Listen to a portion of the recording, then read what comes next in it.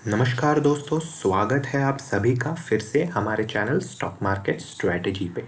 तो आज हम जिन स्टॉक्स के बारे में बात करने वाले हैं वो एक तरह से रियलिटी सेक्टर से बिलोंग करते हैं।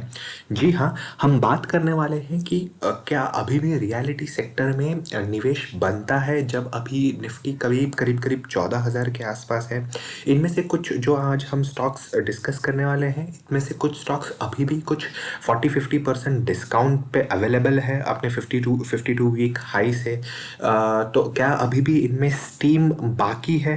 क्या ये अभी भी भाग सकते हैं? हम ये इसके बारे में इस वीडियो में चर्चा करने वाले हैं, और हमेशा की तरह हम एक तरह से कंपैरेटिव एनालिसिस करेंगे इन रियलिटी स्टॉक्स का। हम देखेंगे इनका आरओसी कैसा रहा है, हम बात करेंगे इनके फ्री कैश फ्लोज के बारे में, इनके नेट नेट प्रॉफिट्स कैसे रहे हैं पिछले 5 साल के एवरेज में।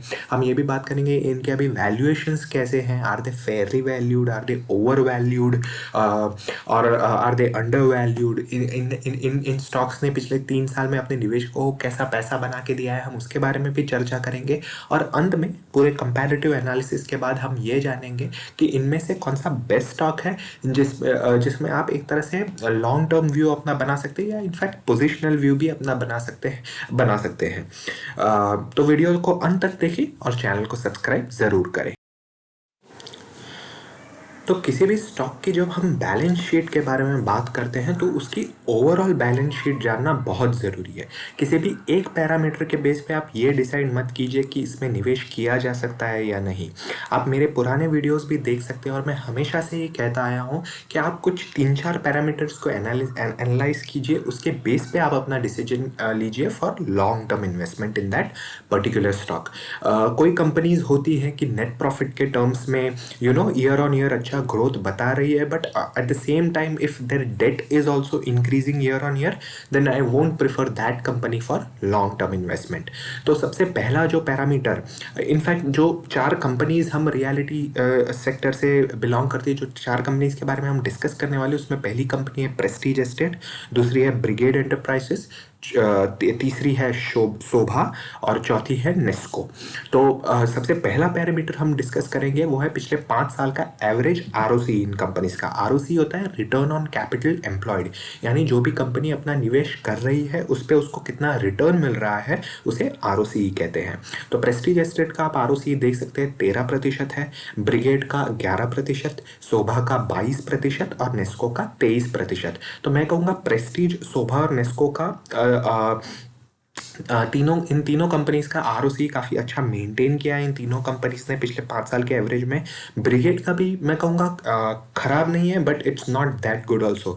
से एनी आरओसी से 15 और say about 15, I would say that company is in a comfortable position.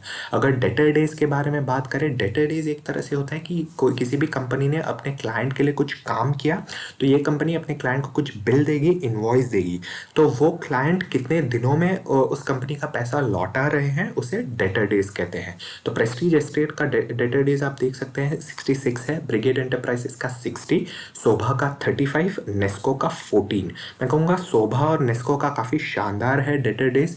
Prestige और ब्रिगेड का भी खराब नहीं है, I would say they are also in a comfortable position. Any debtor days say about 100 और 105 it's bit uncomfortable for me. अगर इन companies के फ्री कैश फ्लोज के बारे में बात करें एज ऑन मार्च 2020, तो प्रेस्टीज एस्टेट का आप देख सकते हैं 1000 करोड़ है, ब्रिगेड का 188 करोड़, शोभा का -6 करोड़ और नेस्को का 131 करोड़।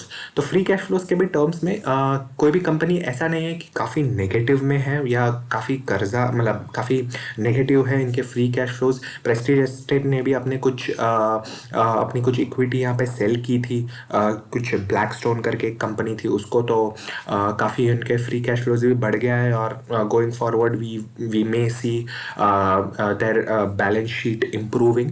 अगर इनके डेट टू इक्विटी रेशियो के बारे में बात करें इन कंपनीज के पिछले 5 साल के एवरेज में, तो प्रेस्टीज एस्टेट का आप देख सकते हैं 1.58 है, ब्रिगेड का 1.68, शोभा का 1, और Nesco you can see a date free company.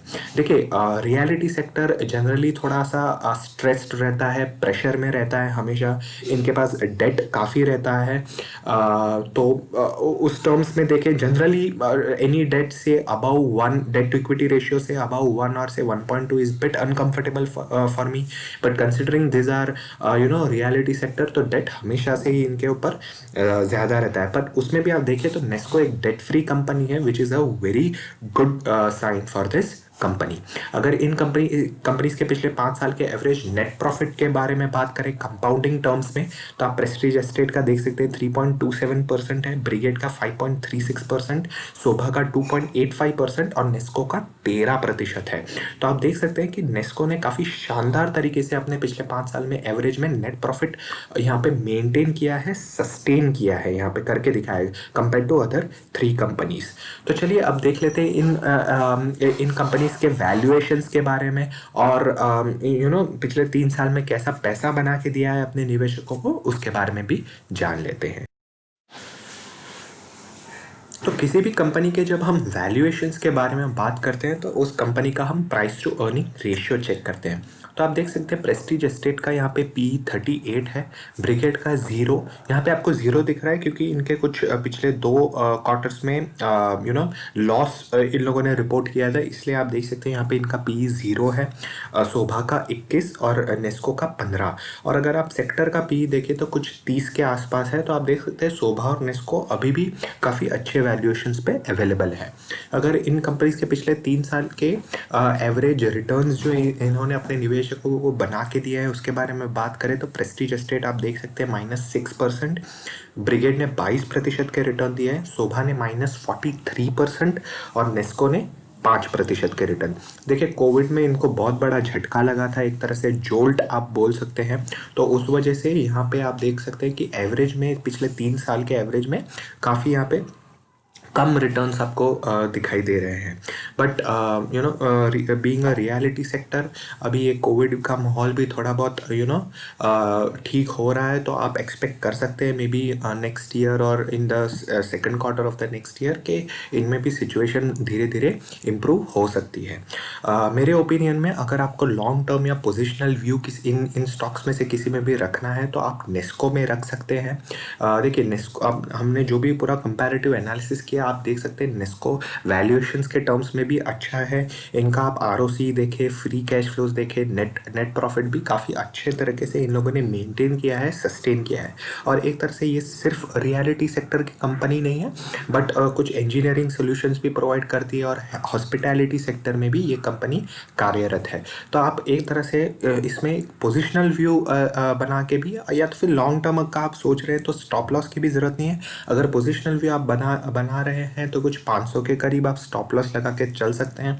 अभी जो लास्ट ट्रेडेड प्राइस है इस कंपनी का कुछ 540 के आसपास है, तो आप पोजिशनल व्यू भी बना के रख सकते हैं। आपको इन स्टॉक्स में थोड़ा पेशेंस रखना पड़ेगा रिटर्न्स बनाने के लिए, क्योंकि रियलिटी सेक्टर है तो इतना जल्दी ये लोग आपको रिटर्न्स नहीं देंगे।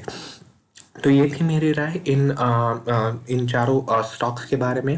कोई भी निवेश या करने से पहले आप अपनी रिसर्च कीजिए, आप अपनी एनालिसिस कीजिए, अपने फाइनेंशियल एडवाइज़र को कंसल्ट कीजिए, फिर ही किसी भी प्रकार का निवेश कीजिए, क्योंकि पैसा अल्टीमेटली आपका है। और हाँ, चैनल को सब्सक्राइब ज़रूर करें क्योंकि it's absolutely free, and stay tuned for more such updates with stock market strategy.